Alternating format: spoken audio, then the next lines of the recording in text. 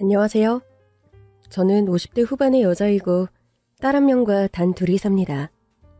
남편과는 오래전 사별했어요. 사실 저에게는 양아들이 한 명 있었는데 그 아이는 또 10여 년 전 집을 나갔습니다. 재석이는 아직도 소식이 깜깜무소식이야? 넌 강산도 변하는데 지난 일을 지치지도 않고 묻더라. 너 고생하며 사는 거 볼 때마다 속상해서 그러지. 야, 괜히 그러니? 그러게 말이다. 그때 사업이 그렇게 폭삭 망하지만 않았어도. 그러니까 아무리 아들이라지만 사업하는데 네가 보증을 서줄 게 뭐야? 그럼 보증인이 필요한 상황에 아무도 들어주는 사람은 없고 내가 아니면 아들이 죽게 생겼다는데 어쩌라고. 이런 말 네가 어떻게 들을지 모르겠지만 솔직히 재석이가 뭐 네 배 아파 낳은 친아들도 아니었지 않니? 내가 배 아파 낳은 아들은 아니지만 그래도 재석이는 내가 마음으로 낳은 아들이야. 아장아장 걸을 때부터 내 품에서 키운 아이라 내 자식이나 다름없었어. 그럼 뭐하니? 그 아이 때문에 그 많던 재산 너 홀랑 날리고 미선이랑 지금 이 고생 중인데. 좋았던 일도 아닌데 자꾸 들추지 않았으면 좋겠다. 속상해서 그러지. 수십억짜리 건물이 재석이 사업 망하며 홀랑 은행 빚으로 넘어가 버렸으니 그 인사동 건물 지금 갖고 있었어 봐라. 그게 돈으로 치면 얼마니? 월세만 받고 살아도 아무 걱정 없었을 텐데. 지금 그 건물은 없고 떡볶이 장사하며 사는 게 내 현실이야. 쓰디 쓴 과거 그만 좀 얘기하자. 너 혹시라도 재석이가 다시 돌아오면 받아줄 거니? 다시 돌아올 녀석이라면 여태까지 소식한 자 없을라고. 지가 아무리 면목이 없더라도 찾아와서 석고 대제라도 해야지. 내 빼든 집 나가 이게 뭐하는 거냐고 대체. 숙자야, 재석이 때문에 고생하는 건 난데 왜 맨날 네가 재석이 욕하며 혈압을 올리니? 옆에서 보기에 너랑 미선이 사는 거 너무 안쓰러워서 그러지. 남 부러울 거 없이 살던 모녀가 양자 하나 잘못 들이는 바람에 생고생하며 사니까. 나 이러고 사는 거 불쌍해 보여? 그래! 네 남편 살아있을 때만 해도 사모님 소리 들으며 온실의 화초처럼 살던 네가 맨날 떡볶이 소스 만들며 종일 허리 위게 장사하는 거 보니까 안 그렇단 말 못하겠다. 내가 그리 불쌍하면 오늘 떡볶이 남은 거나 네가 좀 다 사가지 그래. 너네 카페 직원들 간식하라고 갖다 주면 되잖아. 아유 알았다 기집애야. 암튼 옛날에 없던 넉살까지 늘고 난리야. 그래. 남은 떡볶이 전부랑 튀김도 10인분 포장해주라. 미운 말만 골라 해도 역시 친구밖에 없네. 자, 서비스로 순대랑 어묵도 같이 줄게. 아이고, 예, 고맙습니다요, 사장님. 남편은 세상을 떠나기 전까지 가구 대리점을 운영하는 사장님이었습니다. 저나 남편이나 집안에서 받은 유산들이 꽤 되는 편이라 처음에 대리점을 시작하는 것도 수월했고 또 남편 사업 수완이 좋아 대리점 장사도 잘 됐죠. 남편과는 부부 금술도 좋았는데 딱 한 가지 저희 부부에게 없는 것이 있었어요. 여보, 우리 결혼한 지 8년인데 여태 아이가 안 생기는 거 보면 우리 운명에 자식은 없나 보다. 노력할 만큼 했는데도 안 되는데 어째. 당신 그렇게 아이를 원했는데 미안해. 지금이라도 나랑 이혼하고 젊은 여자 만나서. 지금 무슨 소리 하는 거야? 내가 그런 쓸데없는 소리 하지 말라고 몇 번 말하니? 내 인생의 여자는 정이 너 한 명밖에 없어.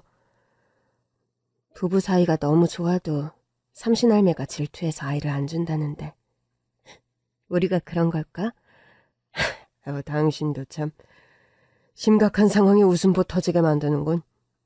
여보, 우리 그냥 귀여운 남자아이 한 명 입양하자. 어때? 남편과 저는 결혼 초부터 아이를 간절히 원했지만 저희 부부에게 임신과 출산은 허락되지 않은 사치였습니다. 갖은 방법을 써봐도 임신이 안 됐고 결혼 8년이 넘어가던 해 저희 부부는 자연임신을 포기하고 고아원에서 어린 남자아이 한 명을 입양했어요. 그 아이가 바로 저희 부부의 큰아들 재석이었습니다. 재석이가 커갈수록 사장님을 닮아가네요. 그렇죠? 저희 부부도 볼수록 신기해서 이게 가능한 일인가 맨날 신기해한답니다. 사모님 내외께서 재석이를 워낙에 금이어오기야 기르시니 그 마음이 전해져서 재석이가 더 사장님을 닮아가나 보네요. 그러게요. 재석이는 저희 부부가 마음으로 낳은 자식인데 그래서 점점 더 닮아가는 것 같아요. 피가 섞이지 않은 아이였음에도 재석이는 커갈수록 제 남편의 외양을 닮아갔죠. 우리 집 핏줄도 아니고 남의 자식 데려다 키운다 했을 때 솔직히 고민이 많았다만 재석이 요 녀석이 우리 집안과 인연은 인연인가 보다. 어머님도 이제는 재석이가 진짜 손주로 느껴지세요? 아휴, 꼭 네 남편이 어디서 나온 아이처럼 재석이가 네 남편 어릴 때 모습을 빼다 박았단다. 참, 아유, 신통방통한 노릇이 아닐 수가 없어. 식성이랑 성미도 두 사람이 닮았어요. 채소랑 생선 좋아하는 거랑 예민하고 까탈스러운 것까지요. 슬아의 자식이 없어 너희들 마음고생이 많았는데 재석이가 오고 나서 너희들이 아주 살맛나게 사는 것 같아. 나도 안심이다. 네, 어머니. 저도 매사 감사하게 생각하고 살고 있어요. 그래, 지금처럼만 살아라. 인생 뭐 별거 없단다. 행복하게 가정 꾸리고 먹고 살 만큼 넉넉하게 돈도 있고 그러면 된 거지. 그때만 해도 저희 가정에 먹구름이 낄 날이 올 거라곤 전혀 생각하지 못했었습니다. 남편과는 사이가 늘 좋았고 어린 재석이를 키우는 재미에 하루가 어떻게 지났는지 모를 정도였으니까요. 남편이 운영하는 대리점도 장사가 잘 되어서 저희는 딱히 경제적으로 걱정할 것도 없었죠. 재석이가 우리 부부의 아들이 된 후로 10수년이 지나 재석이가 중학교 3학년쯤이 되었을 무렵 저에게는 또 하나의 기적 같은 소식이 찾아왔습니다. 여보, 나 큰일 났어. 큰일이라니? 무슨 일이야? 나 생리가 끊겨서 산부인과에 갔는데. 아니, 왜 울고 그래? 당신 설마 조기 폐경 같다고 걱정하더니 병원에서 그렇대? 아이, 폐경이 속상하긴 하지만 뭐 그렇게 울 건 좀 뭐야, 응? 여보, 나 폐경인 줄 알았는데 폐경이 아니라 임신이래. 뭐 임신? 정말이야? 임신 16주 차고 아기 잘 자라고 있대. 이대로 건강관리 잘하면 순산할 수 있을 거래. 그렇게 바라던 임신이었는데 평생 저에게는 찾아오지 않을 축복이라 여기던 일이었습니다. 40대 초반의 나이, 생리가 한동안 없길래 저는 폐경이 빨리 찾아온 줄 알고 무거운 마음으로 산부인과를 찾았다가 날벼락 같은 기쁜 소식을 들었던 겁니다. 엄마, 진짜 저한테 동생이 생기는 거예요? 재석아, 너도 기쁘니? 그럼요, 엄마. 저도 집에서 혼자라 동생이 있었으면 항상 그런 생각이 있었거든요. 이왕 이렇게 된 게 귀여운 여동생이면 좋겠어요. 재석이 너도 그러니? 아빠도 아들은 네가 있으니까. 네 동생은 이왕이면 네 엄마 꼭 닮은 예쁜 딸이었으면 좋겠구나. 남편과 아들의 바람 때문이었을까요? 전 무탈하게 임신기간을 거치고 예쁘고 건강한 딸아이를 순산했습니다. 그 늦둥이 딸아이가 지금 미술을 전공하는 예고 입시생 미선이죠. 제 딸 미선이, 그러니까 그렇게 귀하게 얻은 늦둥이 딸아이가 돌잔치를 며칠 앞둔 어느 날이었습니다. 한참 어린 딸아이를 씻기고 우유를 먹이고 재우려는데 모르는 번호로 전화가 걸려왔어요. 여보세요? 누구시죠? 여기 대학병원 응급실인데요. 김영훈 씨 보호자 되시나요? 네, 제가 그 사람 와이프 되는 사람인데 무슨 일이시죠? 김영훈 씨가 교통사고를 당해 지금 위독한 상태입니다. 빨리 병원으로 좀 와주셔야겠어요. 전 너무 깜짝 놀라서 어린 딸아이를 들쳐업고 헐레벌떡 병원으로 갔습니다. 그러나 병원에 도착했을 때 저를 맞이한 건 남편의 차디찬 시신이었습니다. 병원에 도착하셨을 때 거의 심정지 상태나 다름이 없었네요. 30여 분쯤 전에 운명하셨습니다. 이런 소식 전해드려 죄송합니다. 여보, 이게 대체 무슨 일이에요? 아침에 멀쩡하게 가구점 출근한 사람이 이게 무슨 일이냐고요? 전 미친 사람처럼 오열하며 남편을 흔들어 깨웠습니다. 저의 부름에도 어린 딸아이의 울음에도 남편은 영영 깨어나지 못했지만요. 학교에서 야간 자율학습을 하던 아들 재석이도 병원으로 달려와서 오열했습니다. 아빠, 제발 눈 좀 떠보세요. 아빠 붕어빵 아들 재석이가 왔잖아요. 아빠. 저와 재석이는 차갑게 굳은 남편의 시신 앞에서 한참을 오열했습니다. 슬픔과 황망함 속에 장례를 치렀고 그런 경험 없는 시간들을 보내다 보니 딸아이의 돌잔치는 치르지도 못했지요. 미선아, 미안하다. 엄마가 아무리 경황이 없었어도 네 돌상은 차려줬어야 하는 건데. 엄마, 무슨 그런 말이 있어요. 아빠가 갑자기 돌아가신 마당에 그럴 경황이 어딨어요? 미안해하실 필요 1도 없다니까요. 그래도 엄마 마음은 그게 아니지. 돌잔치 사진 한 장 없는 딸에게 여전히 미안한 마음이 큰 저입니다. 딸의 생일과 남편의 기일이 거의 비슷한 시기에 있다 보니까 남편 제사를 치르고 얼마 안 있어 딸 생일상을 차리고 나는 저입니다. 저희 남편이요. 살아생전 손재주가 참 좋았던 사람이에요. 그림도 잘 그리고 목공의 솜씨도 훌륭한 사람이었는데 그런 남편을 닮았는지 저희 딸은 어려서부터 그림을 곧잘 그리고 전공도 그쪽으로 정했습니다.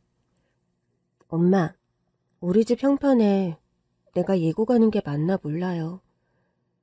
넌 그런 걱정할 필요 없다고 엄마가 몇 번 말하니? 내가 어린애도 아니고 현실이 보이니까 걱정이 되죠.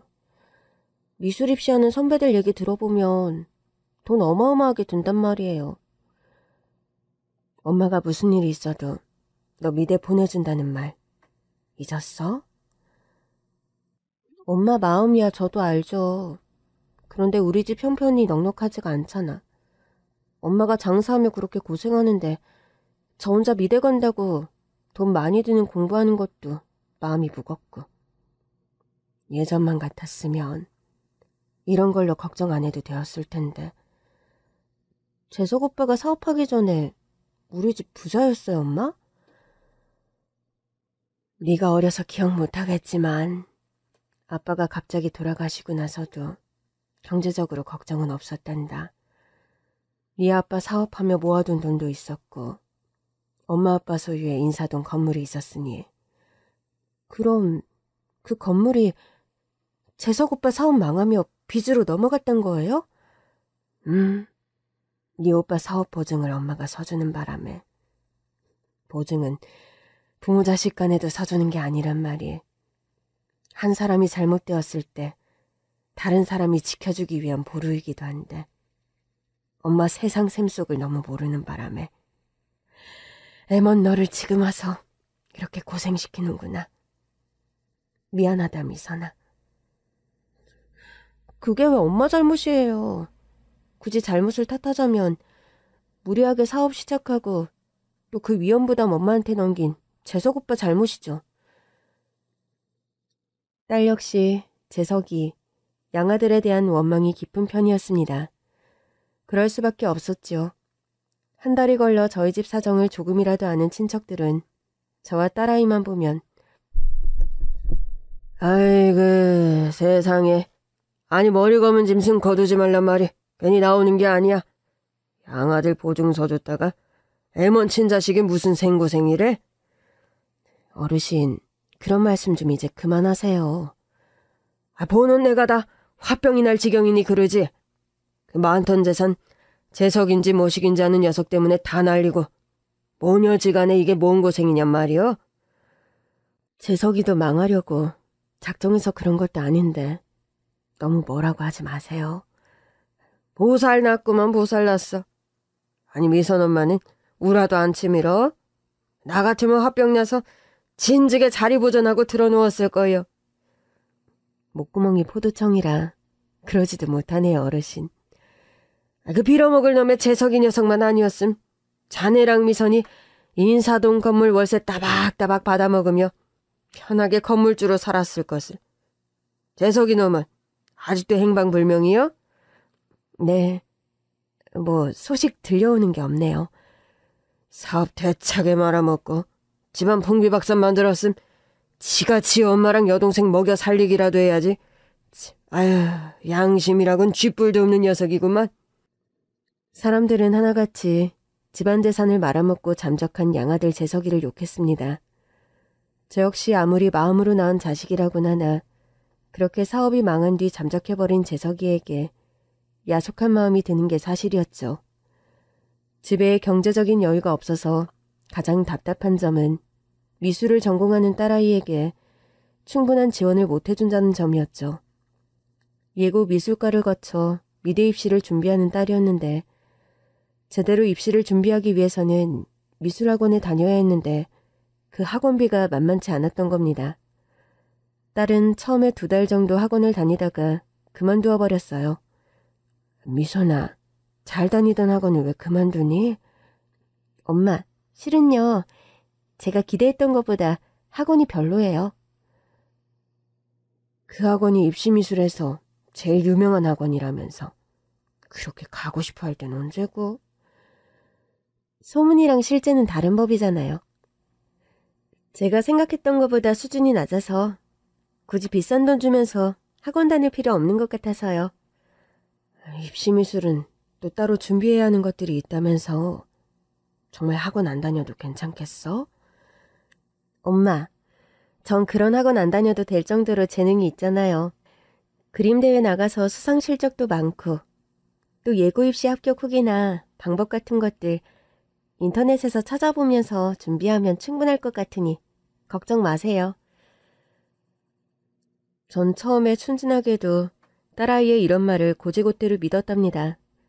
그런데 몸 컨디션이 너무 안 좋아 떡볶이집을 일찍 문 닫고 집으로 들어오던 날 저는 친구와 전화통화하면서 진짜 속마음을 털어놓는 딸아이의 말을 듣게 되었어요. 나 미술학원 간뒀어. 별로긴. 거기 소문대로 수업 퀄리티가 다르더라. 넌 꼭 다녀. 나?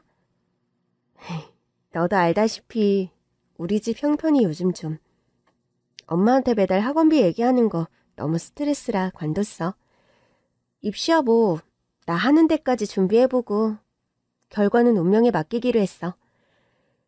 딸아이가 전화통화하는 걸 듣는 순간 철렁하더군요. 다음날 딸아이가 학교에 간 뒤 방 청소를 하다가 저는 미술학원의 진짜 학원비 금액을 보게 되었습니다. 딸은 제가 걱정할까 봐서 실제 학원비의 절반 정도만 저에게 타갔더군요. 나머지 금액은 어찌어찌 제가 모아놓은 비자금을 털어 학원비를 낸 딸이었습니다. 억장이 무너져서 방바닥에 철퍼덕 주저앉아 있는데 또 병원에서 전화가 왔어요. 은정이 환자분 되시죠? 비검사랑 초음파 결과가 나왔는데 결과가 좀 안 좋네요. 병원에 내원하셔서 꼭 상담 받으세요. 제가 사실 날 때부터 신장이 좀 안 좋습니다. 다낭성 신증이라고 신장에 물혹이 많이 있는 병인데 그것 때문에 젊어서부터 피로감도 잘 느끼고 체력이 많이 약한 편이에요. 부쩍 아침에 일어나면 몸이 많이 붓고 옆구리 통증이 심해서 병원을 찾았던 건데 의사로부터 때 아닌 청천벽력 같은 소식을 또 들어야 했습니다. 환자분께서 신장 기능이 몇 프로 남지 않았습니다. 이제 더 미루지 마시고 신장 이식 수술하셔야 할 때가 되었네요. 이식 수술이요? 네. 우선 가족 친지분들 대상으로 기증자 적합 검사 받으시고 미루지 말고 이식 수술 서두르셔야 할 겁니다. 당장 저에게 신장을 이식해줄 가족이 마땅하게 있는 것도 아니었어요. 직계 가족이라곤 딸아이 한 명인데 성인도 아니고 중학생 딸내미에게 신장 이식을 받느니 차라리 내가 앓고 말지, 그런 생각이 저절로 들더군요. 게다가 만만치 않은 이식수술 비용도 걱정이었습니다. 태산같이 무거운 마음과 발걸음으로 떡볶이 가게로 향했습니다. 내 정신이 아닌 것 같은 상태로 한참 오후 장사를 하고 있는데. 안녕하세요, 사장님. 그래, 떡볶이 사러 왔니? 아님, 먹고 갈 거야? 오늘은 떡볶이가 얼마나 남았어요? 지금 남은 건 한 10인분 정도인데. 왜 그러니? 저희 엄마가요. 이 집 떡볶이 남은 거 다 사오라고 해서요. 튀김이랑 어묵도요. 이렇게나 많이? 집에서 무슨 파티하니? 네. 이거 제가 말씀드리면 안 믿으실 수도 있다고 쪽지에 메모도 있어요. 초등학교 2학년쯤으로 보이는 남자아이가 떡볶이 남은 걸 다 포장해달라며 찾아왔더군요. 아이의 엄마라는 사람은 신뢰감을 주기 위해서 쪽지에 어른 글씨로 10인분 이상 최대한 많은 분량을 포장해달라고 적어놨더군요. 금액은 계좌이체를 시켜주겠다면서 아이의 휴대폰을 통해 음식값을 보내달라는 메모도 있었죠. 전 조금 의아한 마음으로 떡볶이며 튀김 등을 포장해 주었습니다. 감사합니다, 사장님. 또 올게요. 내가 고맙구나. 양이 많은데 너 혼자 다 들고 갈 수 있겠니? 저 태권도에서 힘 무지 세요, 사장님. 그래? 보니까 팔다리가 아주 튼튼해 보이는구나. 조심해서 잘 들고 가렴. 네, 안녕히 계세요. 묘하게 귀염성이 있고 호감이 가는 남자아이였습니다. 문득 양아들 재석이의 어린 시절이 떠올랐죠. 재석이도 태권도를 좋아해서 저맘때 도복을 입고 동네를 왔다 갔다 했던 기억이 떠오르더군요. 태권도 도복 차림으로 양손 가득 분식을 싸들고 쫄래쫄래 걸어가는 그 초등학생 남자아이의 뒷모습을 한참이나 혼자서 쫓았답니다. 엄마, 뭘 그렇게 멍하니 보세요? 아니야. 어떤 초등학생이 오늘 가게에 와서 남은 떡볶이를 다 사갔구나? 그래요? 집에서 뭐 생일 파티라도 하나 보죠. 그러게 말이다. 첫날은 그저 대수롭지 않게 여긴 꼬마 손님이었습니다.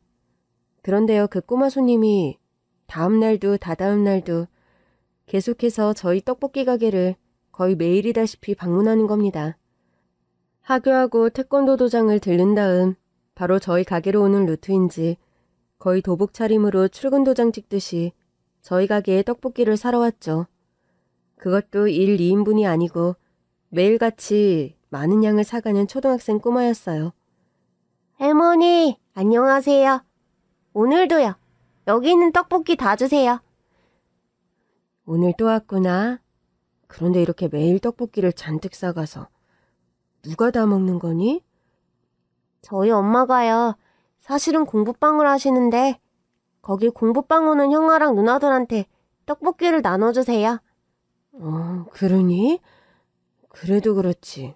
이렇게 매일 사가면 돈이 꽤나 들 텐데. 그럼 네가 사가는 떡볶이는 매일 그 공부방 오는 누나랑 형들이 먹는 거야? 네. 저도 먹고 또 가끔은 아빠, 아니, 엄마도 먹고요. 아빠? 아빠도 매일 떡볶이를 드신다고? 아니요, 그건 아니고요. 그럼 안녕히 계세요.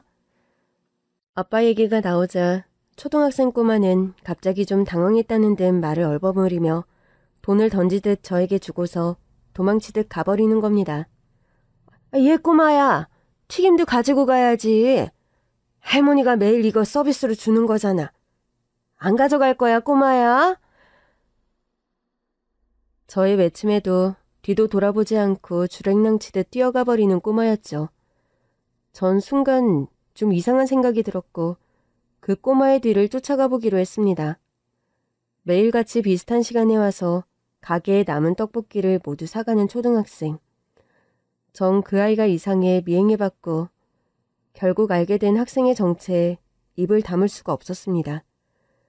그 초등학생이 누구였길래 그렇게 놀랐냐고요?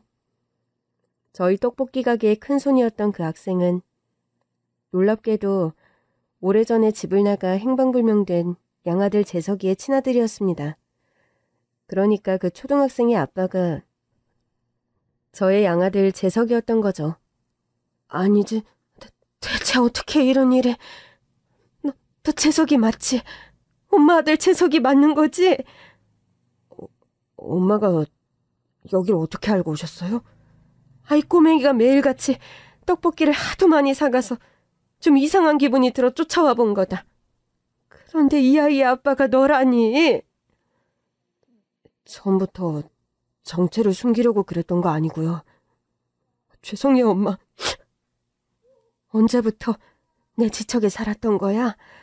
다시 우리 동네로 돌아왔으면 당장 엄마를 찾아와야지. 이게 뭐하는 짓이야? 진작에 엄마를 찾아뵙고 싶었는데 도무지 엄마 얼굴을 뵐 면목이 없어서 찾아뵙지 못했어요. 아빠, 이제는 할머니께 거짓말 안 해도 돼요? 그래, 민준아. 그리고 할머니께 정식으로 인사드려라. 엄마, 이 아이가 엄마 손자 민준이에요. 전 갑작스런 양아들의 소개에 너무 깜짝 놀라 정신을 차릴 수 없을 지경이었습니다. 아니, 재석아, 너 언제 결혼을 했어? 결혼도 몰래 하고 아들까지 엄마 몰래 낳은 거니? 결혼하고 엄마 찾아뵈려고 했는데 그러지 못했어요. 죄송해요.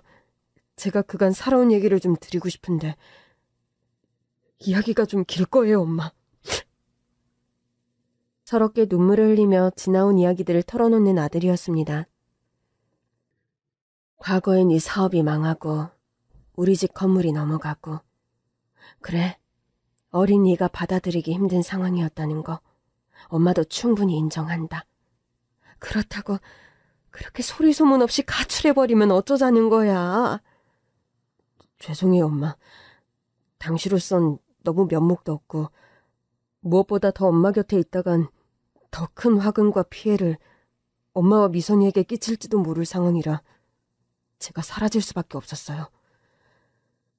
그 당시에 재석이가 진 어마어마한 사업 빚으로 제가 소유하던 건물이 은행 빚으로 넘어가고도 청산하지 못한 빚이 있었는데 그 빚 때문에 사채업자들이 자꾸 찾아왔다는 겁니다. 엄마 가진 전 재산을 제가 휴지 조각으로 만들었는데 또 빚의 구렁텅이에 엄마를 끌어들일 염치가 너무 없어서 남은 문제들은 저 스스로 좀 해결하고 짊어지자는 생각에 그래도 전후 사정을 말씀드려야 했는데 죄송해요. 아유, 세상에 빚이 또 있었단 말이니? 그래서 지금은 그때 그 복잡한 일들은 다 처리됐어? 우여곡절 끝에 닥치는 대로 일하며 갚고 또 개인회생 절차도 겪으면서 어찌저찌 해결했어요. 형편이 좀 풀리면 지금보다 조금만 더 나아지면 엄마랑 미선이 찾아가자 생각했던 게 이 시간이 흘러버렸네요. 너 결혼은 언제 했어? 아이까지 있는데 아내는 어디 있니?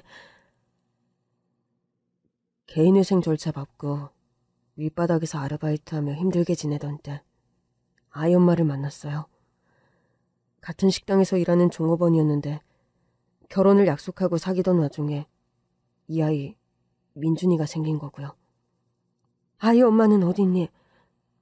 민준이 말로는 엄마가 공부방 한다던데? 아이 엄마가 살아생전에 수학 공부방을 했었어요. 대학에서 수학과를 나온 여자라 민준이 낳고 수학 공부방을 했는데 3년 전에 뇌출혈로 쓰러져서 명을 달리하고 말았고요. 이 녀석아! 그런 우여곡절이 있었으면 당장 엄마를 찾아왔어야지. 세상에 어떡해? 아유, 불쌍한 내 아들. 재석이의 말을 듣다 보니 지나온 세월의 고통스러운 무게가 고스란히 느껴졌고 전 오열을 터뜨리고 말았습니다. 그렇게 애엄마가 명을 달리하고 전 민준이를 처가댁 장모님께 한 몇 년 맡겼었어요. 그럼 그 장모님은 지금 어디 계시니? 장모님께서도 작년부터 건강이 안 좋아지셔서 제가 민준이를 데려다가 둘이 살고 있습니다. 재석아, 그런 상황인데도 왜 엄마를 안 찾아왔어? 혼자 감당하기 힘든 상황이면 당장 엄마한테 와야지, 이 미련한 녀석아. 너무 죄송하고 면목이 없어서요. 잘 되고 형편이 풀려 뭐라도 보답해드릴 수 있는 상황도 아니고 도저히 그럴 자신이 없었어요, 엄마. 재석아, 그런 말이 어딨니? 부모 자식 간에는 그런 말 하는 거 아니란다. 아유, 그 긴 시간 동안 그 무거운 짐들을 너 혼자 짊어지려니 얼마나 힘들었니? 엄마도 많이 보고 싶고 미선이도 많이 보고 싶어서 하루에도 몇 번이나 집으로 돌아가고 싶었는데 도저히 그럴 수가 없더라고요. 재석아, 이 미련한 녀석아. 그동안 저는 닥치는 대로 일하면서 사업 재기를 노렸는데 그마저도 동업하는 사람에게 사기를 당하는 바람에 물거품이 되어버려서 더 엄마를 찾아갈 면목이 없었어요. 그래서 지금은 뭐 해먹고 사니? 너 혼자 몸도 아니고 어린 아들까지 있는데 돈벌이를 해야 먹고 살 거 아니야. 사업이란 것에 신물이 나버려서 이젠 그냥 모든 욕심 내려놓고 낮에는 일용직 공사판, 밤에는 민준이 재워놓고 야간 대리운전 뛰고 있어요. 그렇게 번 돈으로 거의 매일이다시피 엄마 가게에 떡볶이를 사오라고 한 거야? 큰 돈은 아니지만 그거라도 엄마에게 해드리고 싶어서요. 저 때문에 쫄딱 망해 힘들게 사시는 거 아는데 큰돈 보태드릴 형편은 죽어도 안 되지만 그래도 뭐라도 엄마께 보태드리고 싶은 마음이에요. 다 먹지도 못할 떡볶이를 맨날 사갔단 말이냐. 아유, 이 답답한 녀석아. 그래도 저랑 민준이도 부지런히 먹고 남은 건 동네 경로당에 가져다 드렸으니 걱정 마세요, 엄마. 재석아, 엄마가 지금 그런 걱정한다고 한 소리가 아니잖아. 아유, 불쌍한 내 아들. 아유, 착한 내 아들. 지난 세월의 서러움과 고통을 모두 풀어놓으려는 듯 아들은 제 품에서 한참을 펑펑 울었습니다. 저도 하염없이 서러운 눈물이 계속 흘러서 다 큰 장성한 아들의 등을 쓸어주며 모자간에 한참을 그렇게 오열했습니다. 엄마, 보고 싶었어요. 죄송해요. 왜 이제야 엄마 앞에 나타났어, 이 미련한 녀석아. 아빠, 할머니, 이제 좀 그만 우세요. 떡볶이가 잔뜩 있는데 다 불어서 못 먹겠어요. 손자 녀석의 말에 저와 아들은 문득 울음을 멈췄습니다. 재석아, 엄마가 파는 떡볶이 맛이 어떠니? 옛날 엄마 손맛이 그대로 들어있어서 저는 너무 맛있었어요. 장사는 그럭저럭 되는데 집세가 비싸서 별로 남는 게 없단다. 엄마, 그런데 아까부터 느낀 건데 안색이 왜 이렇게 안 좋으세요? 요새 좀 피곤해서 그렇다. 신경 쓸 거 없어. 재석이는 저를 만난 후 저희 집에 함께 와서 동생 미선이도 오랜만에 상봉했습니다. 딸아이 역시 오랜만에 만난 제 오빠와 또 존재도 몰랐던 조카까지 보고 깜짝 놀라긴 마찬가지였죠. 오빠, 그 긴 세월 어떻게 전화 한 통 없을 수가 있어? 미안하다, 미선아. 오빠가 좀 살만해지면 찾아오려고 하다 보니까 이렇게 되어버렸네. 살만할 때만 보는 게 무슨 가족이야. 못 살 때든 살만할 때든 얼굴 보고 같이 밥 먹고 사는 게 가족이지. 그래, 네 말이 맞다. 오빠가 아직 부족하지만 앞으로 너와 엄마에게 정말 잘할게. 그렇게 아들과 상봉한 지 며칠이 지난 어느 날이었습니다. 갑자기 떡볶이 가게로 아들이 찾아왔어요.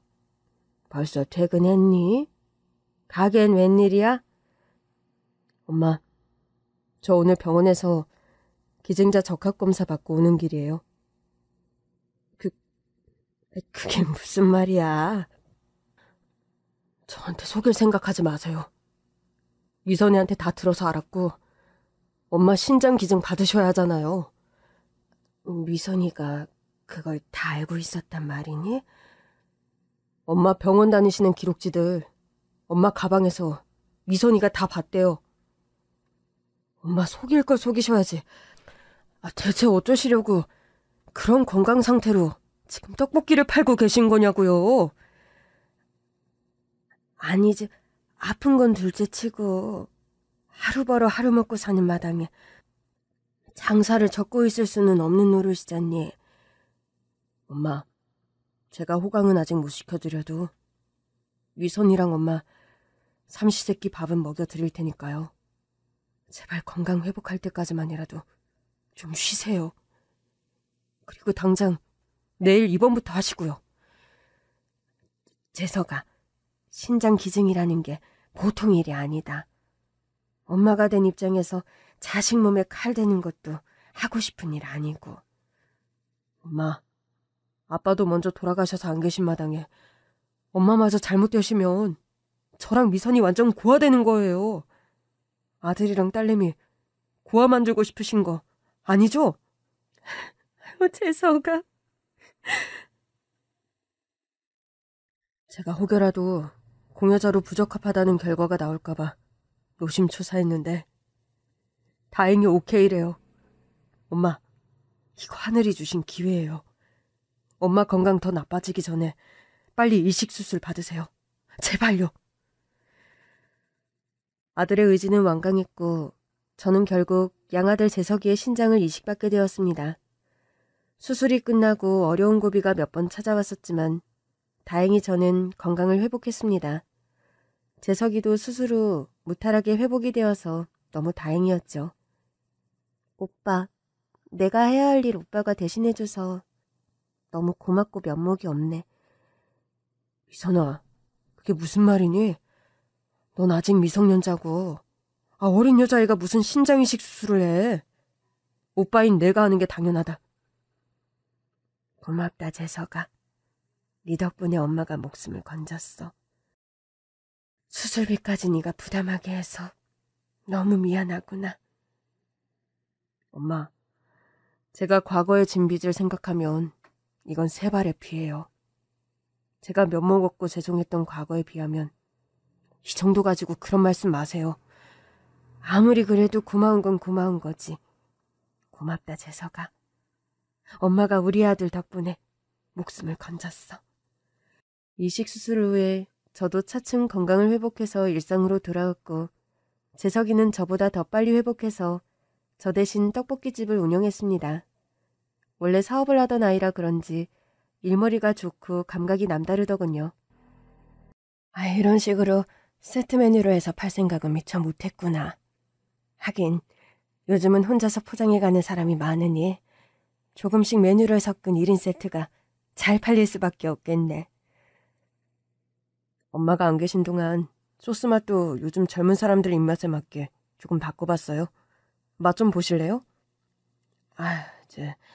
나한텐 좀 간이 센 것 같긴 하지만 예전보단 감칠맛은 훨씬 좋아졌구나.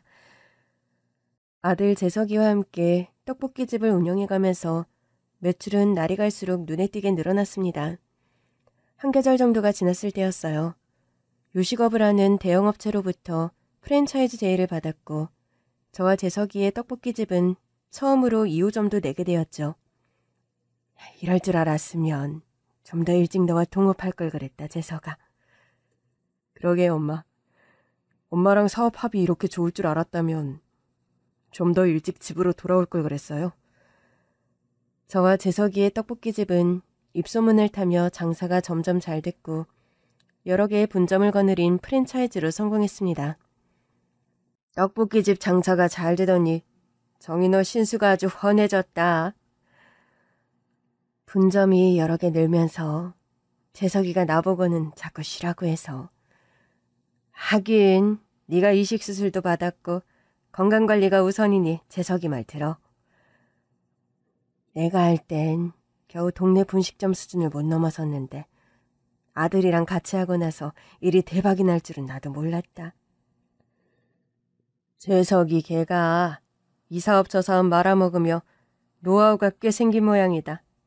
이번 사업은 아주 잘 해내는 거 보면. 그러게 말이다. 상처뿐인 영광이 아니라 다행이지 뭐. 확실히 메뉴 개발이나 분점화하는 것도 보니까 우리 재석이가 사업 감각이 있더라고. 이러다 너 재석이 때문에 말아먹은 건물 도로 올리는 거 아니니? 아휴, 아직 그 정도는 아니다 얘. 친구는 그런 농담을 제게 했는데 친구의 기분 좋은 농담은 몇 년 후 현실로 실현이 되었습니다. 재석이가 저희 집 떡볶이를 밀키트로 만들어 파는 사업을 시작했고 이것이 홈쇼핑이나 쇼핑몰 등에서 인기를 끌면서 소위 말하는 대박을 치게 된 것이었죠. 엄마, 생신 축하드려요. 오늘 식사하러 가시기 전에 들릴 곳이 있어요. 갑자기 어딜 간다는 거야? 제 생일을 맞아서 가족 식사를 하러 가기로 한 날이었는데 대뜸 저를 낯선 건물 앞으로 데리고 가는 아들이었죠. 재석아, 여기가 어디니? 엄마, 이 5층짜리 건물 보이세요? 그래, 봉사가 아니니 당연히 보이지. 생뚱맞게 남의 건물 앞에는 왜 데리고 온 거야? 엄마, 이 건물이 오늘 엄마 생신 선물이에요. 뭐라고? 생일 선물? 오빠, 엄마 생일 선물 치고는 너무 거한 거 아니야? 우와, 아빠가 할머니 생일 선물로 건물을 사드린 거예요? 엄마, 옛날에 제 사업 실패로 엄마 건물 경매로 넘어가고 그 긴 세월 엄마와 미선이가 저 때문에 고생한 거 생각하면 지금도 목이 메어요. 재석아, 다 지난 일이고 이제는 네 덕분에 우리 식구가 전부 돈 걱정 안 하고 잘 살고 있지 않니?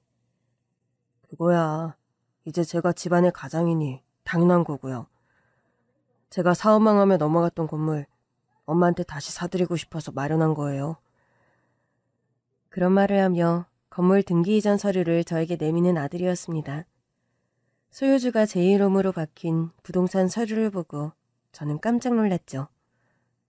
재석아, 사업 규모가 이런 건물을 살 정도로 그렇게 성장한 거니? 밀키트 사업이 잘 되면서 건물 매입할 자본이 생길 정도로요. 대출도 거의 없이 현금으로 산 건물이에요, 엄마. 아우, 세상에, 우리 가족이 다시 건물주가 되다니. 엄마가 실감이 나질 않는구나. 아들 재석이 덕분에 저는 다시 건물주가 되었습니다. 과거에 가지고 있던 건물보다 되려 더 위치도 좋고 규모도 큰 건물이었어요. 그간 고생하신 거 저 이제 다 보답해드리고 싶어요.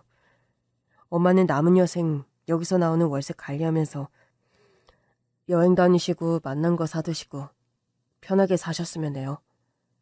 재석아, 날 이렇게까지 생각해주다니. 엄마가 너무 고맙고 감동해서 뭐라 할 말이 없구나.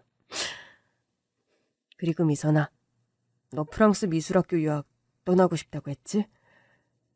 그런 말이야 했지. 그런데 유학 가려면 돈이 만만치 않게 들어, 오빠.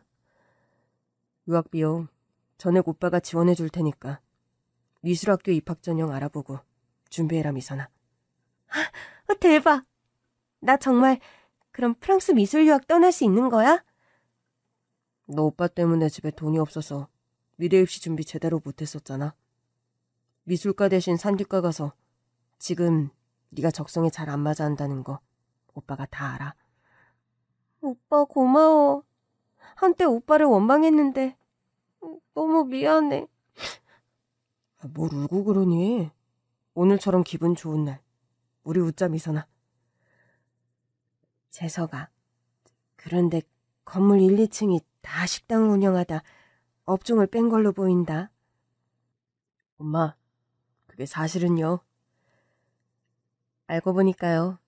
아들이 저를 위해 매입한 그 건물에 아들의 과거 사업을 망하게 하고 도망간 동업자가 운영 중인 식당이 있었다고 합니다. 예전에 너랑 같이 창업한다고 자금 끌어써 놓고 지 지분만 챙기고 홀랑 도망갔던 그놈 말이냐? 네.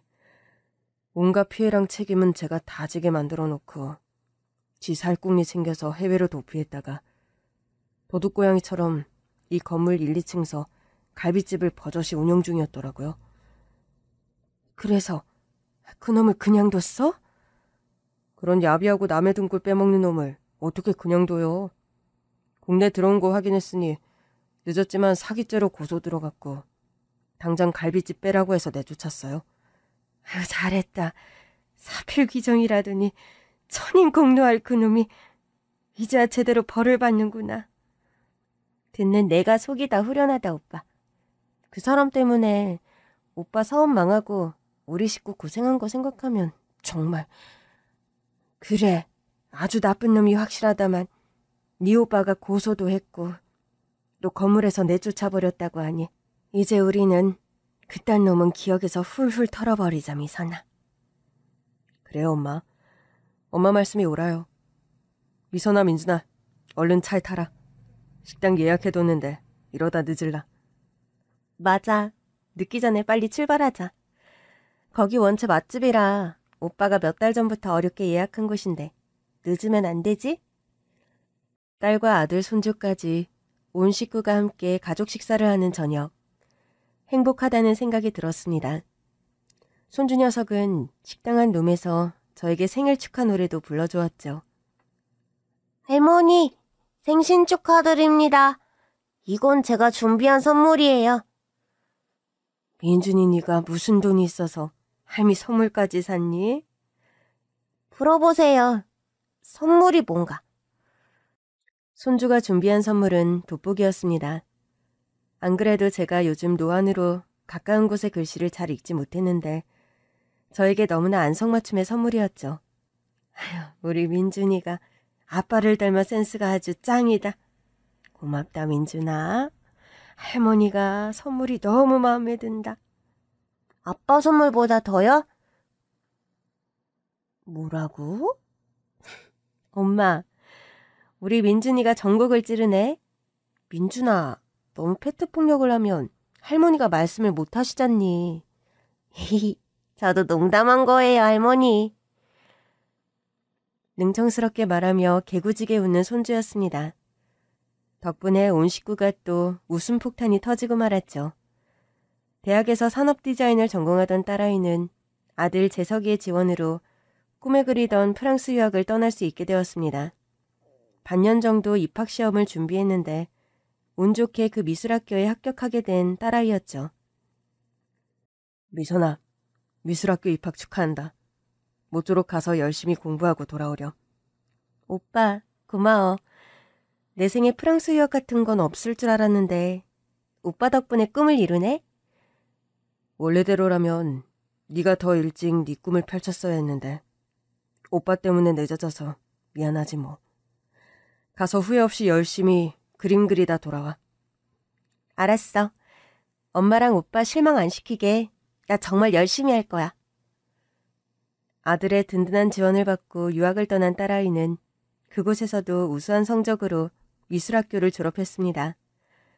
졸업하며 그 해에 프랑스 현지에서 전시회를 열었고 유럽에서 좋은 평판을 얻으며 떠오르는 신인 작가로 이름을 떨치기 시작한 딸아이지요. 재석아, 미선이가 다음 달 열리는 유럽 전시회에 너랑 나 민준이를 초대했구나. 정말이요? 아무리 바빠도 열일 제쳐두고라도 날아가야죠.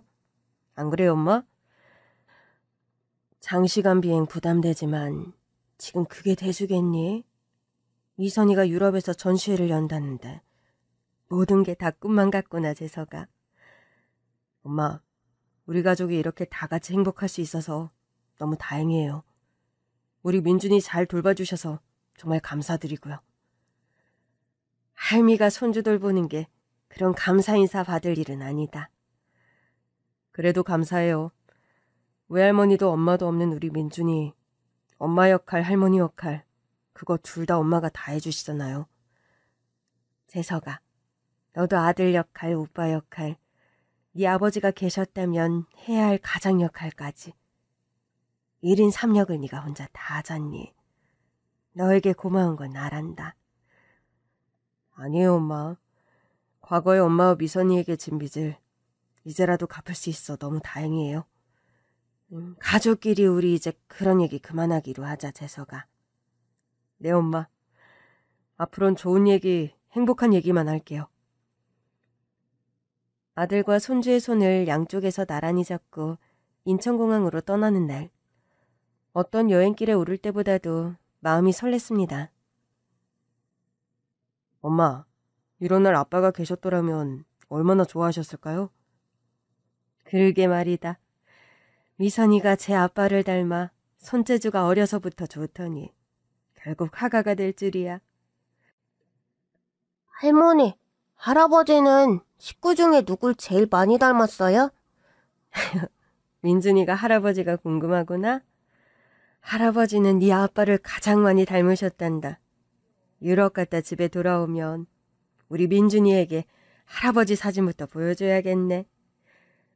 제가 아빠 얼굴을 많이 닮았으니까 그럼 저도 할아버지를 많이 닮았겠네요? 그러네. 우리 민준이가 아주 똑똑하구나. 어린 손주는 아직 제 아빠가 저의 생물학적인 친아들이 아니란 사실은 모릅니다. 중학교에 갈 때쯤 말해주기로 재석이와 합의를 본 상태이죠.